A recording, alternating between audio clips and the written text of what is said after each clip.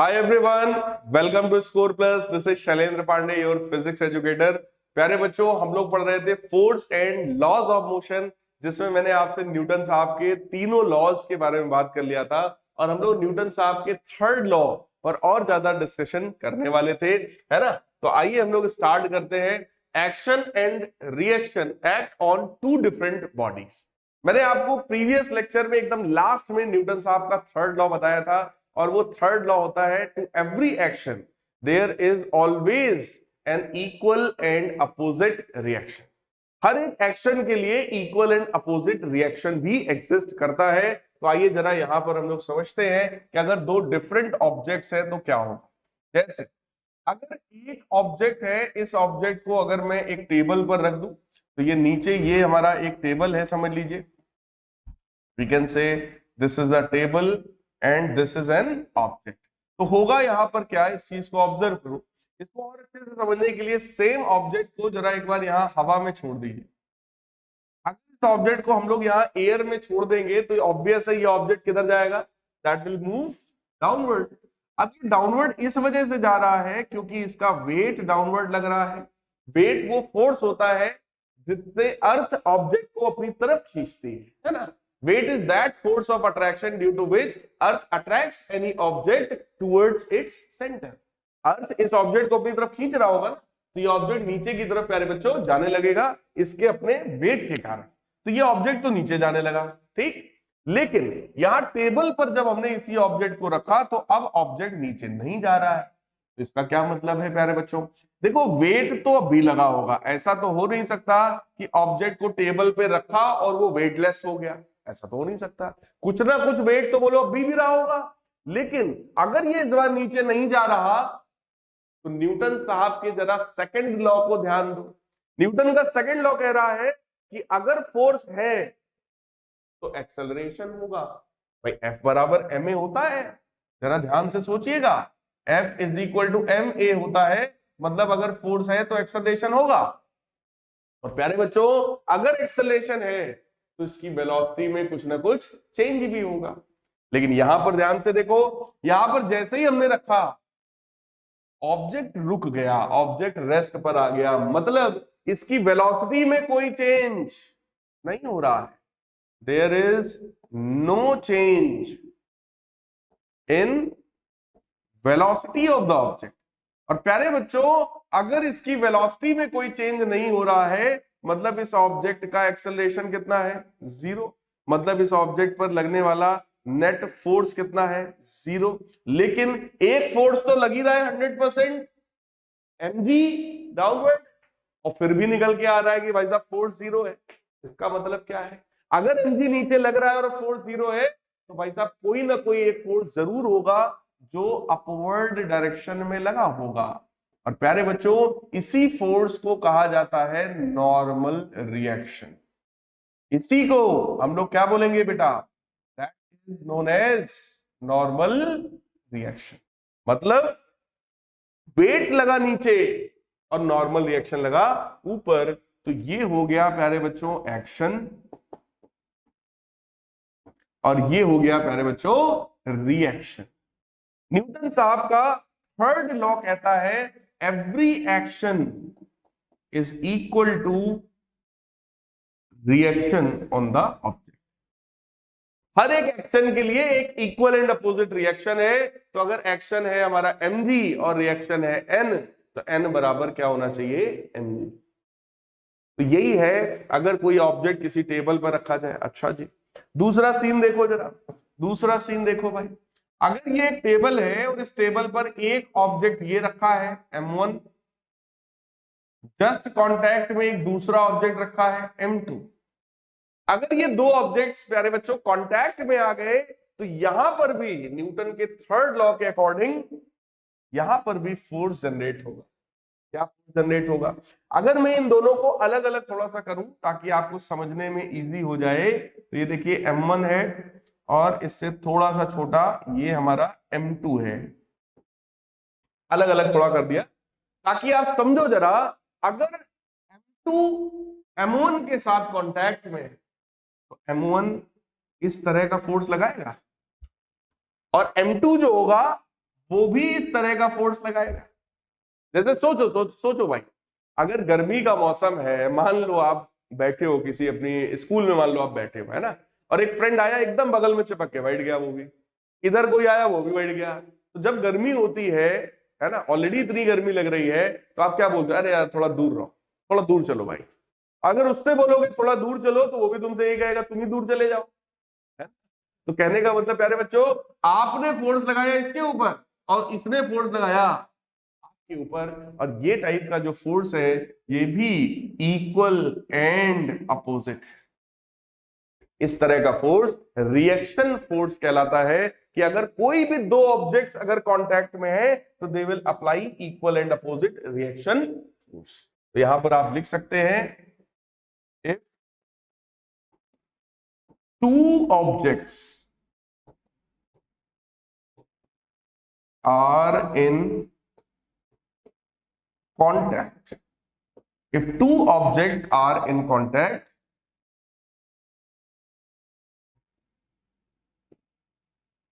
they will apply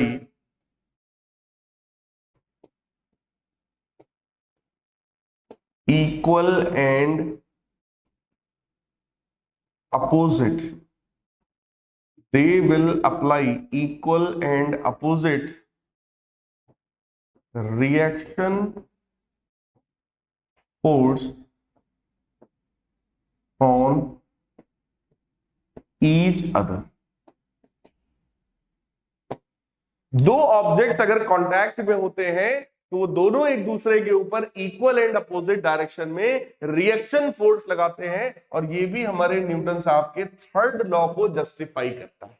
it also justifies Newton's third law.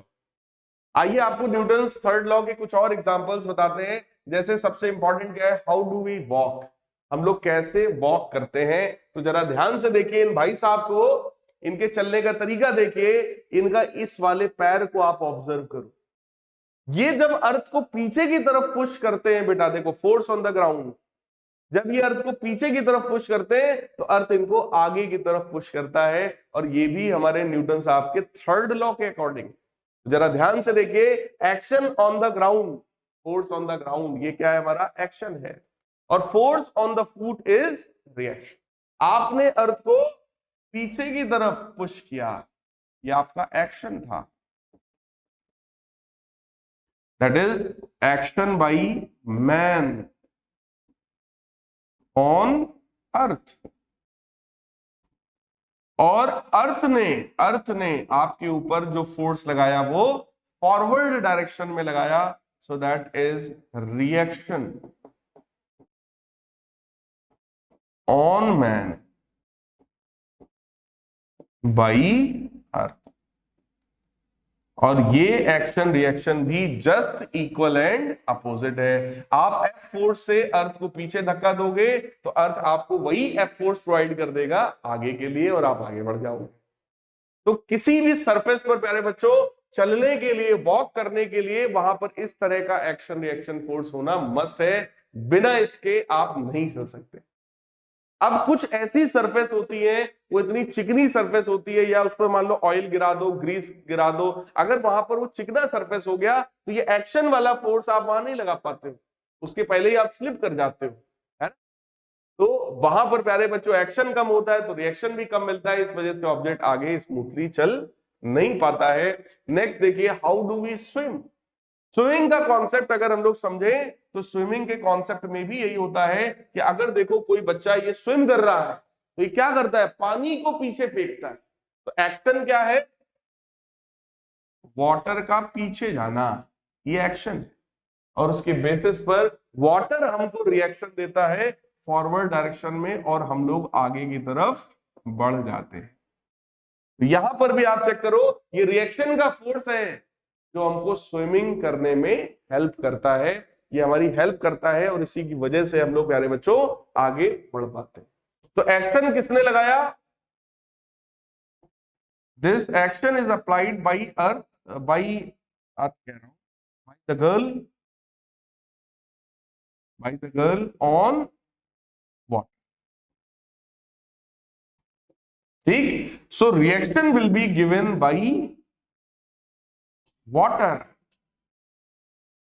On the gun.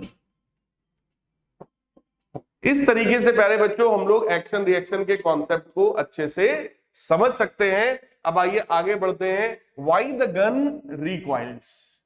Gun की recoiling क्यों होती है प्यारे बच्चों? गन की रिकॉइलिंग होती है हमेशा, आप समझिए, अगर ये गन है और आपने गन को फायर किया है तो बुलेट आगे बढ़ेगा, बुलेट आगे बढ़ेगा, लेकिन प्यारे बच्चों ये जो गन है इस पर बैकवर्ड फोर्स लगेगा और ये गन आपका पीछे की तरफ जाएगा। इसी प्रोसेस को हम लोग कहते हैं रिकॉइलिंग ऑफ गन। जरा ध्यान से समझिएगा एक एक चीज को। यहां पर देखो लिखा है when a bullet is fired from the gun the force sending the bullet forward is equal to the force sending the gun. जितने फोर्स से ये बुलेट आगे जा रहा है प्यारे बच्चों उतने ही फोर्स से ये जो गन हमारा है ये पीछे जाता है, और इसी कॉन्सेप्ट को हम लोग बोलते हैं recoiling of gun. Recoil of gun, ठीक, बुलेट आगे गया तो ये गन हमारा पीछे जाएगा। हालांकि अभी आप लोग जब आगे अभी थोड़ा सा और बढ़ेंगे हम लोग, तो हम लोग एक कॉन्सेप्ट समझेंगे जिसको हम लोग कहते हैं conservation of momentum. Conservation of momentum, वहां पर मैं आपको ये चीज थोड़ा और डेप्थ में एक्सप्लेन करूंगा कि आखिर कंजर्वेशन ऑफ मोमेंटम अप्लाई करके हम लोग गन की रिकॉइल स्पीड को कैसे निकालते हैं। ठीक, तो recoil speed of gun will be calculated using conservation of momentum. फिलहाल यहां पर आप न्यूटन साहब का एक्शन रिएक्शन देख सकते हैं कि एक्शन हुआ आगे की तरफ और रिएक्शन मिला गन को पीछे की तरफ। सिमिलरली अगला देखिए, the flying of jet aeroplanes and rockets.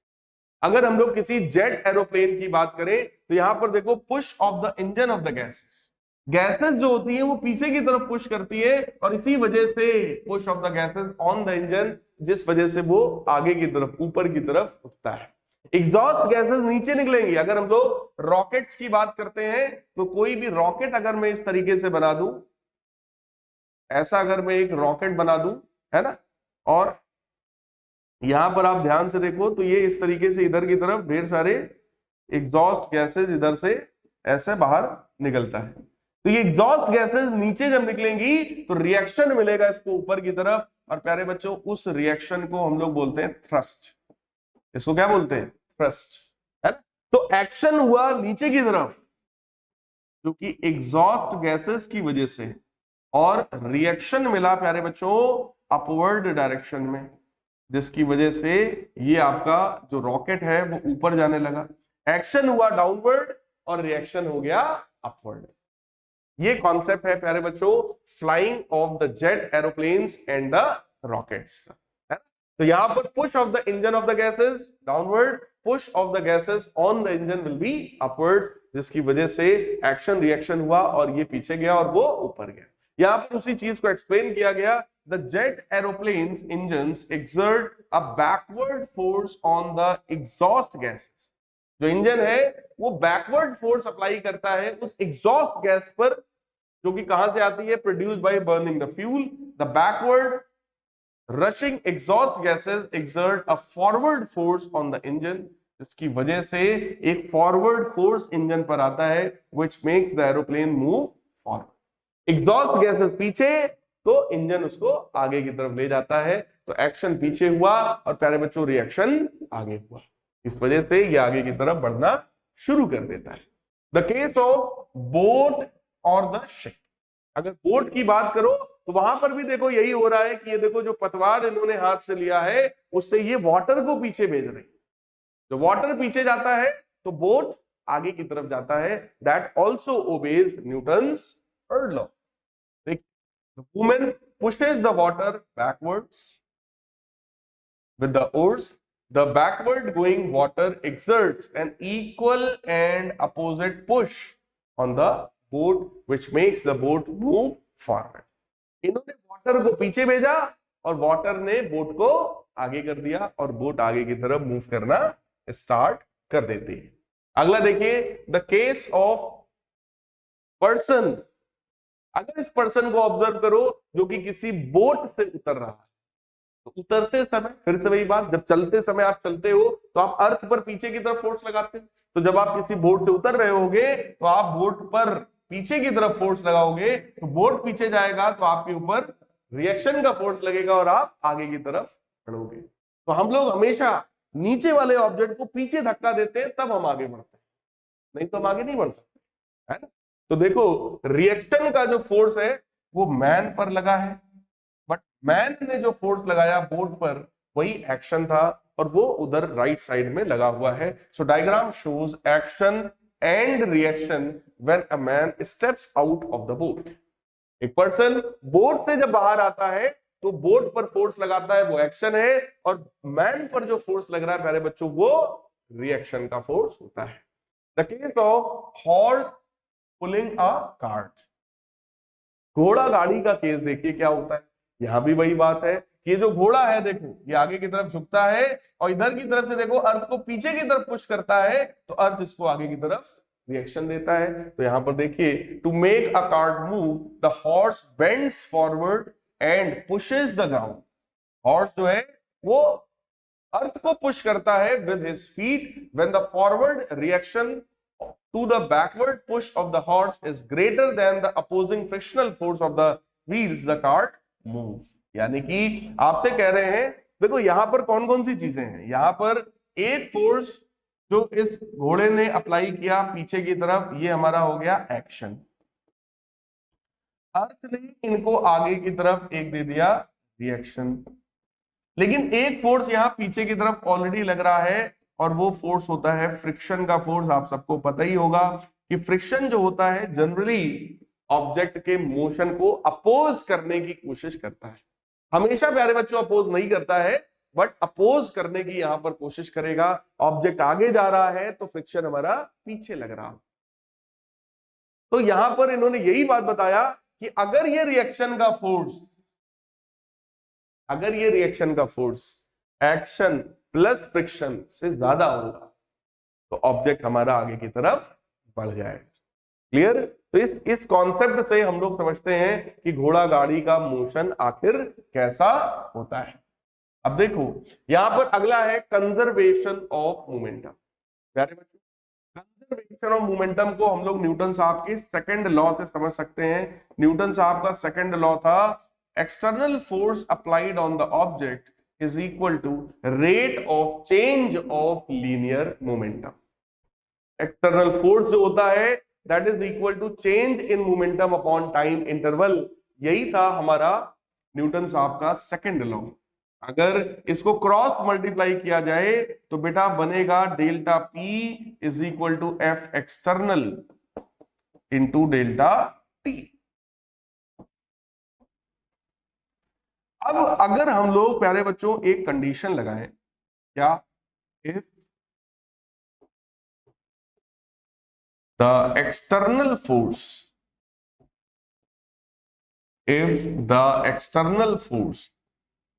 acting on the system is zero, that means if the F external is zero, अगर एक्सटर्नल फोर्स की वैल्यू जीरो हो तो आप खुद सोचो क्या ये डेल्टा P जीरो के बराबर होगा।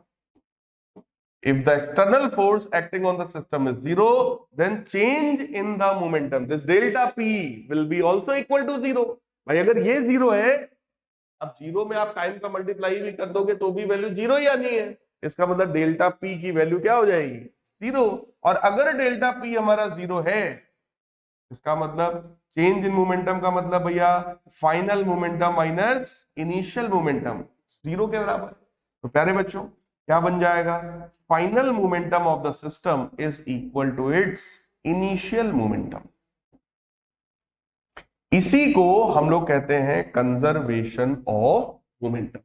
तो प्यारे बच्चों कंजर्वेशन ऑफ मोमेंटम क्या है, देखिए according to the law of conservation of momentum, when two or more bodies act upon one another, their total momentum remains constant और कंजर्व। टोटल मोमेंटम उनका कंजर्व रहेगा provided no external forces are active.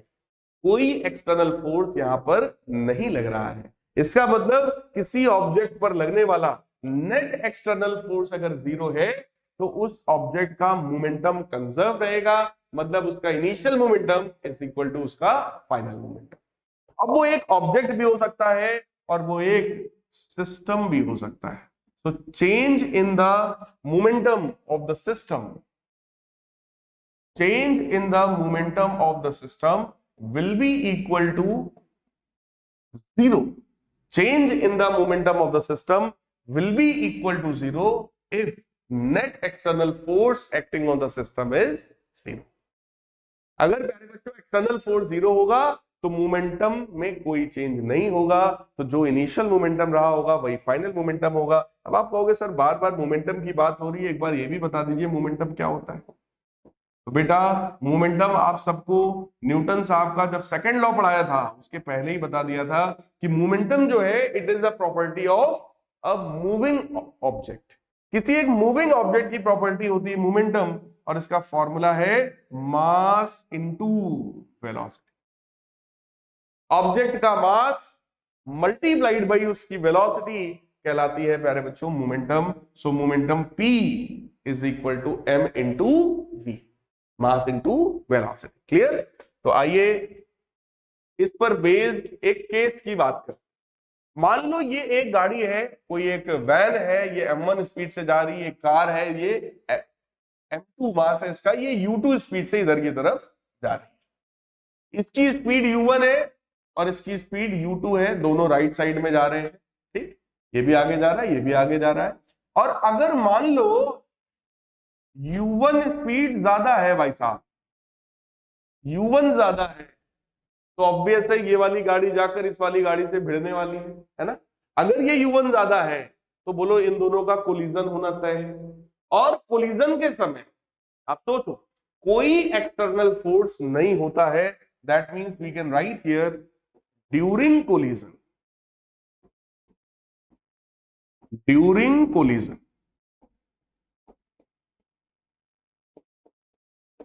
F external is always equal to, during collision प्यारे बच्चों external force हमेशा कितना होता है? 0। तो देखो क्योंकि इसकी स्पीड ज्यादा थी तो ये गया आगे वाली कार से, देखो भिड़ गया। और ड्यूरिंग कोलिजन यहां पर एक्सटर्नल फोर्स भाई साहब 0 था, कोई बाहरी फोर्स इनके बीच में नहीं लग रहा है, आपस में उनका कोलिजन हुआ लाइक दिस। ठीक, अब कोलिजन के बाद देखो गाड़ी डैमेज भी दिख रही है, फिलहाल ये v1 स्पीड से जाने लगा और ये v2 स्पीड से जाने लगा just after the collision.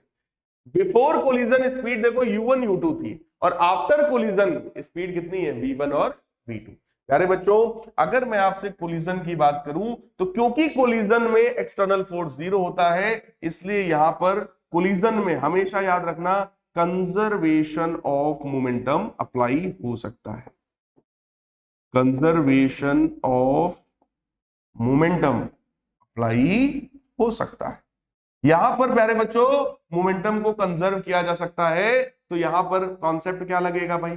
Initial momentum of the system will be equal to final momentum of the system. देखो यहां पर एक ऑब्जेक्ट नहीं है इस बार, यहां पर एक वैन है और एक कार है, दो ऑब्जेक्ट्स हैं और दो ऑब्जेक्ट्स को मिलाकर एक सिस्टम बनता है। तो सिस्टम का इनिशियल मोमेंटम बराबर सिस्टम का फाइनल मोमेंटम। इनिशियली जरा सोचो दोनों ऑब्जेक्ट मोशन में थे, तो m1 u1 इसका और m2 u2 इसका। भाई देखो दोनों सेम डायरेक्शन में जा रहे थे, सेम डायरेक्शन में, तो दोनों को मैंने प्लस कर दिया। फाइनल मोमेंटम की बात सोचो, कोलिजन के बाद फिर से सेम डायरेक्शन में जा रहे हैं, तो इस बार क्या होगा भाई साहब? m1 v1 plus m2 v2। सो प्यारे बच्चों ये कंडीशन है, ये फॉर्मूला है कंजर्वेशन ऑफ मोमेंटम का। एक चीज और सोचो, अगर यहां पर कोलिजन को अवॉइड करना है तो इन दोनों वेलोसिटी में से कौन सी वेलोसिटी ज्यादा होनी चाहिए? तो अगर कोलिजन फिर से नहीं कराना है तो इस बार कौन ज्यादा होना चाहिए? v2। तो v2 should be greater than v1। अगर ऐसा नहीं है तो भाई साहब कोलिजन होना तय है, या बराबर भी कर दोगे तो भी चलेगा, मतलब v2 should be greater than और इक्वल टू v1। बराबर भी हो जाएगा तो भी कोलिजन नहीं होगा, और अगर v2 ज्यादा हो तो ज्यादा अच्छा है ना? तो वो अपना आगे भाग जाएगा, ये अपना आराम से पीछे वैन चलता जाएगा, वो गाड़ी बच जाएगी। तो ये होता है प्यारे बच्चों कंजर्वेशन ऑफ मोमेंटम। लेकिन कंजर्वेशन क्यों लगाया? क्योंकि ड्यूरिंग कोलिजन एक्सटर्नल फोर्स कितना था? 0 था, वो भी पूरे के पूरे सिस्टम पर, पूरे के पूरे सिस्टम पर। प्यारे बच्चों कोलिजन के बारे में अगर मैं आपको थोड़ा सा और बता दूं तो कोलिजन जो होता है वो बेटा दो तरीके का होता है। सबसे पहला कोलिजन है इलास्टिक कोलिजन और दूसरा होता है इन इलास्टिक कोलिजन। वैसे दो कैटेगरी और है, हेड ऑन कोलिजन और ऑब्लीक कोलिजन, लेकिन जाने दो, उसकी बात आपसे मैं 11 में करूंगा जब आप 11 में आओगे। फिलहाल हिंट आपको मैं दे रहा हूं। इलास्टिक कोलिजन का मतलब प्यारे बच्चों अगर दो ऑब्जेक्ट टकराए और टकराने के बाद अलग हो जाए, कोई डैमेज ना हो, बिल्कुल कोई डैमेज ना हो, तो उसको बोलते हैं elastic collision. That means there will be no loss of energy, kinetic energy का कोई लॉस ना हो, उसको बोलते हैं इलास्टिक कोलिजन। और यहां पर इन इलास्टिक है मतलब ऑब्जेक्ट में डैमेज हो जाए। जैसे यहां पर अगर डैमेज है, देखो यहां पर कोई डैमेज नहीं था, बढ़िया गाड़ी थी, टकराने के बाद यहां पर देखो डैमेज दिखा रहा है, इसमें भी और कुछ डैमेज दिखा रहा है इसमें। अगर डैमेज हो गया बेटा तो there must be loss of energy, there must be loss of energy, तो उसको हम लोग बोलेंगे इन इलास्टिक कोलिजन। अगर एनर्जी का लॉस हो जाए, कुछ डैमेज हो जाए, तो इन इलास्टिक कोलिजन है। Loss of energy due to some permanent damage, तो उसको इन इलास्टिक बोलेंगे। और अगर लॉस ना हो एनर्जी का तो उसको क्या बोलेंगे भाई साहब? That will B elastic. Clear? आइए एक चीज आपको और समझाते हैं। अगर इलास्टिक कोलिजन है तो बेटा कंजर्वेशन ऑफ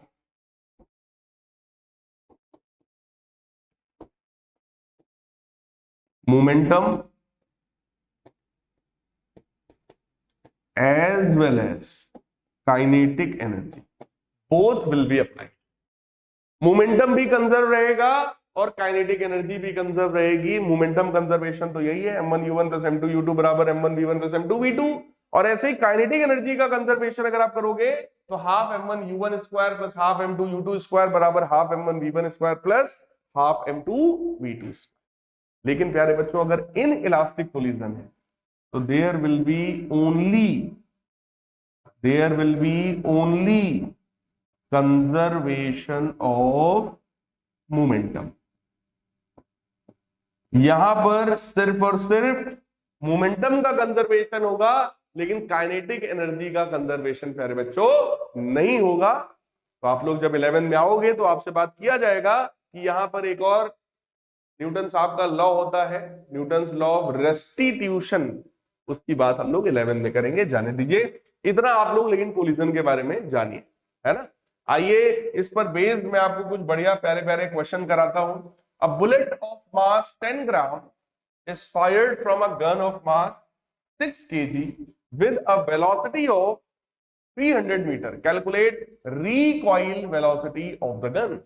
हमसे कह रहे हैं उस गन की रिकॉइल वेलोसिटी बताइए। अच्छा देखो जरा, देखो जरा, बिफोर फायरिंग, ये बढ़िया देखो एकदम, हाँ कालीन भैया वाला कट्टा है, याद है ना, देखा होगा आप लोगों ने मिर्जापुर में, है कालीन भैया वाला कट्टा है ये, देसी वाला। और इस गन का मास m है और प्यारे बच्चों बुलेट का मास स्मॉल m है। बिफोर फायरिंग ये सीन है, फायर करने के पहले। But after firing, after firing भाई साहब क्या होगा?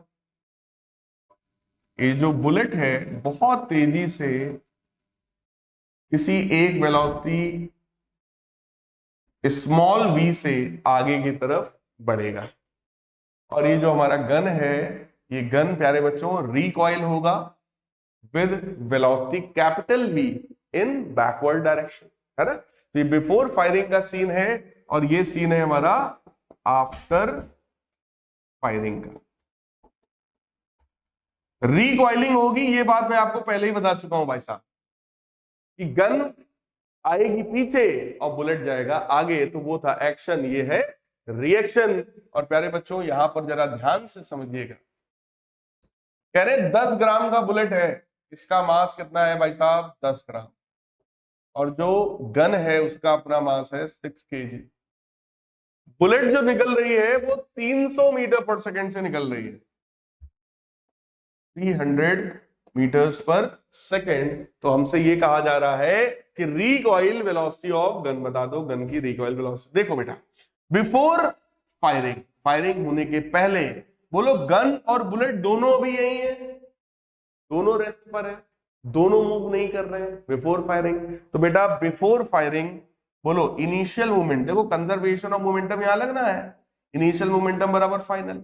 बिफोर फायरिंग अगर कोई मूव नहीं कर रहा है तो कोई मोमेंटम नहीं होगा, बट आफ्टर फायरिंग दोनों मूव कर रहे हैं, ये आगे की तरफ तो इसका मोमेंटम हो गया m इंटू स्मॉल v, और ये पीछे की तरफ तो इसका मोमेंटम हो गया minus capital M into capital.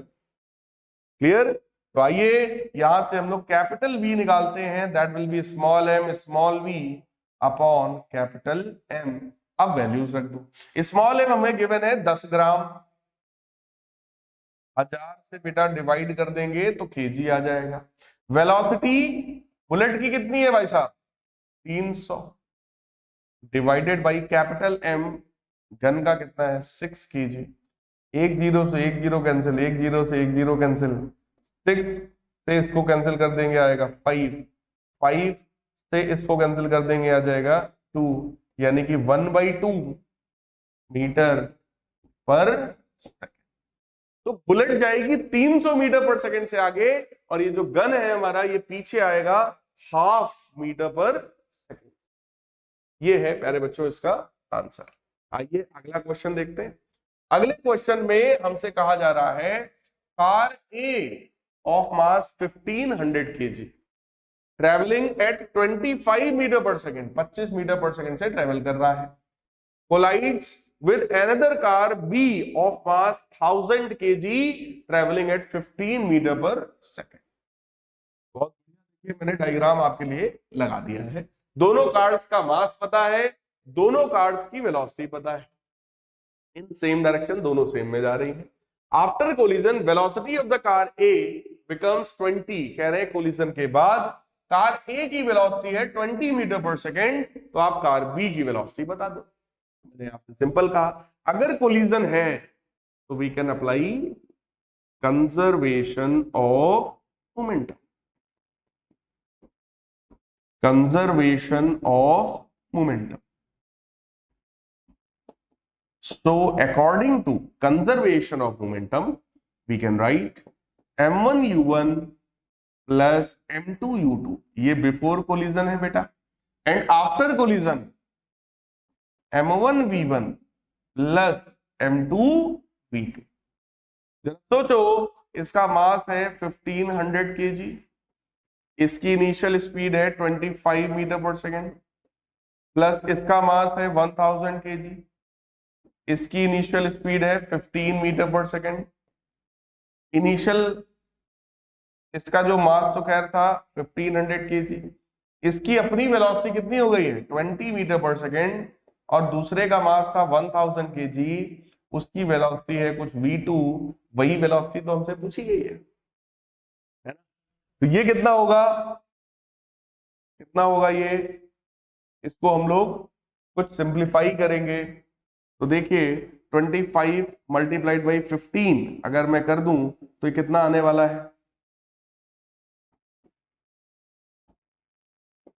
375, और 2 जीरो और लग जाएंगे भाई, है ना, प्लस ये आपका बनने वाला है 15,000, ये बेटा बनेगा 30,000, और इसको मैं इधर भेजूंगा तो बनेगा माइनस का 30,000 इज इक्वल टू 1000 V2। तो ये आपका बनेगा 37,500 प्लस 15। देखो इसमें अगर मैं ऐड करूंगा 15,000 तो ये कितना आने वाला है? 37 और 15, 53 है ना। 47,500 और 5,000 और मैं ऐड कर दूं उसमें, नहीं 52,500 है ना। तो 52,500 माइनस 30,000 प्यारे बच्चों इज इक्वल टू 1,000 V2। तो ये हमारा सब्ट्रैक्ट होकर आएगा ना 22,500 इज इक्वल टू 1,000 V2। तो V2 की वैल्यू आ जाएगी प्यारे बच्चों 22.5 मीटर पर सेकेंड। कैलकुलेशन बेटा ध्यान से करना, कहीं पर भी ये छोटे छोटे कैलकुलेशंस हैं, कहीं भी गलत ना हो, है ना। गलत अगर आप कैलकुलेशन नहीं करोगे तो आंसर आपका 100% करेक्ट आएगा।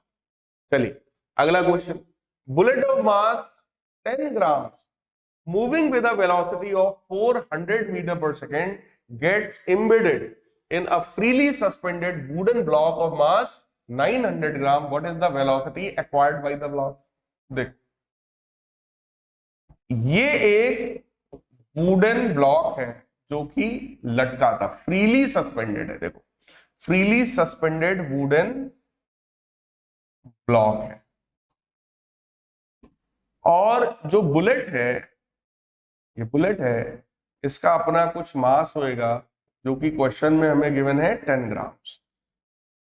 बुलेट 400 मीटर पर सेकंड की स्पीड से आ रही है, इनिशियल स्पीड, ठीक, और वो 900 ग्राम का ये वुडन ब्लॉक है, इससे जाकर के टकराई। कह रहे what is the velocity acquired by the block, कह रहे इस ब्लॉक की अब वेलोसिटी क्या होगी। बेटा ओवरऑल क्या होगा जरा ध्यान से सोचना, ओवरऑल होगा ये कि ये बुलेट इसमें जाएगी, दो सिचुएशंस है, या तो बुलेट एकदम छेद करके बाहर निकल जाए, पार कर जाए, ठीक, और ये दो पार्ट में टूट जाए, या फिर बुलेट इसके अंदर जाए और धंस जाए, ठीक। तो यहां पर यही होगा, बुलेट इसके अंदर जाएगा और धंस जाएगा, ठीक। जैसे ही धंस जाएगा, क्योंकि यहां पर हमें फिर से अप्लाई करना है भाई साहब कंजर्वेशन ऑफ मोमेंटम, हमेशा याद रखना बेटा, कोलिजन के केस में कंजर्वेशन ऑफ मोमेंटम तो लगना ही लगना है। तो इनिशियल मोमेंटम बिफोर कोलिजन, बोलो केवल बुलेट मूव कर रहा, ये तो सिंपल लटका हुआ था, बट आफ्टर कोलिजन जैसे ही इसमें जाएगा, अब ये भी तो ऐसे ऐसे मूव करने लगेगा, तो आफ्टर कोलिजन टोटल मास होएगा small m plus capital M, और वेलोसिटी कितनी हो जाएगी v, यानी कि कोलिजन के बाद दोनों सेम वेलोसिटी से मूव करेंगे, तो इसका मास है भैया 10 ग्राम, 1000 से तुम डिवाइड कर लो, स्पीड है बेटा इसकी 400, बराबर ये है 10 ग्राम का बुलेट और 900 ग्राम का वुडन ब्लॉक, मल्टीप्लाइड बाई, देखिए 1000 पूरे में से आप कॉमन लेकर कैंसिल कर सकते हैं, तो ये आपका बनने वाला है 4000 डिवाइडेड बाई 900 प्लस 10 करेंगे आप तो 910 आएगा, एक जीरो से एक जीरो कैंसिल, ये वैल्यू आ गई v की। तो v यानी वेलोसिटी कितनी आई 400 divided by 91 metre per second. Collision के बाद प्यारे बच्चों ये जो वुडन ब्लॉक है वो इतनी स्पीड से आगे की तरफ बढ़ेगा। बेटा एक बात आप लोग ध्यान रखिएगा, एक बात आप लोग ध्यान रखिएगा, जब भी कभी इस तरीके का कोई डिवीजन आ जाए 400 बाई 91, तो आप लोग कोशिश करिएगा कि आप इसको डिवाइड कर दें, अगर आपके पास समय है तो आप इसको डिवाइड जरूर कर दीजिएगा, ठीक। समय नहीं है तो कोई बात नहीं, ठीक, तब आप छोड़ सकते हैं, जैसे मैं अभी छोड़ रहा हूं कि यहाँ पर फालतू टाइम वेस्ट करने का कोई मतलब नहीं है कि मैं इसको डिवाइड करके यहाँ दिखाऊं आप, लेकिन अगर आपके पास समय हो प्यारे बच्चों एग्जाम में तो आप इसको डिवाइड कर देना, क्लियर। समय नहीं है तो कोई बात नहीं, बट अगर है तो कर देना, क्योंकि कई बार कई टीचर्स ऐसे भी होते हैं जो चाहते हैं कि भाई जो क्वेश्चन है पूरा सॉल्व करके बताओ आंसर हमें डेसिमल। तो भाई देखो डिवीजन तो सबको आता ही है आप लोगों को, है ना। 9th क्लास में आप पहुंच गए, डिवीजन तो आप सब लोग कर ही लेते हैं, तो कोई बहुत बड़ी बात है नहीं। तो अगर समय है तो आप डिवीजन करके दिखा देना, समय नहीं है तो भाई कोई बात नहीं। चलिए अगला क्वेश्चन देखो क्या है। नेक्स्ट क्वेश्चन है, अ 60 ग्राम bullet fired from a 5 kg gun leaves with a speed of 500 meter per second. Find the speed with which the gun recoils or jerks backward. फिर वही बात आई, बुलेट का मास है 60 ग्राम और गन का मास है 5 kg।